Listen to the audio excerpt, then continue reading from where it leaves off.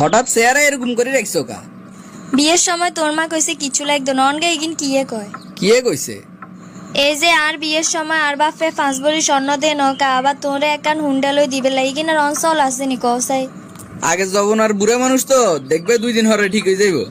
আমার লগে হইতো দিন ইগিন লই অন কথা শুনাইব অতএব তুমি আমারে বুঝাই কইও। আচ্ছা তুমি এটা লই চিন্তা করিও না, আয় আমারে বুঝাই দিয়ে। কি রে বাবা তুই হঠাৎ কিয়ে কই বললে আরে ডাক দিছ?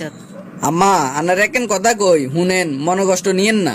আন্না যে আন্নাগো বউরে কইছেন হিগে বিয়ের সময় হাঁসবরি স্বর্ণ আনে নৌকা। আচ্ছা ধরেন হিগে আনলে কি এখানে আন্না ব্যবহার করতেন নি? না ইগেন আই কিতাম ফরিয়ের ইগেন তো তোর বউ ফরবো।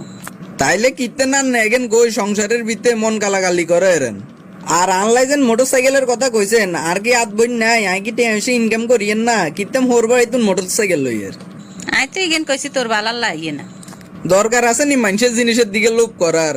এগেন লইলে মাঝে মধ্যে খুঁটা শুনতে হইব, তার চেয়ে বরং না থাকাই ভালো। তাও ঠিক কইছ রে বাবা, আমরা তো এনে আলহামদুলিল্লাহ ভালো আছি। কি দরকার হুতর হরবা এতুন হাজু ধরবো ইগেন লইবার। এইসব খুচরা বিষয় আয়ার বল লগে কোনো কথা কইতার না। হিতিও বালা থাকক আইও বালা থাই। যৌতুক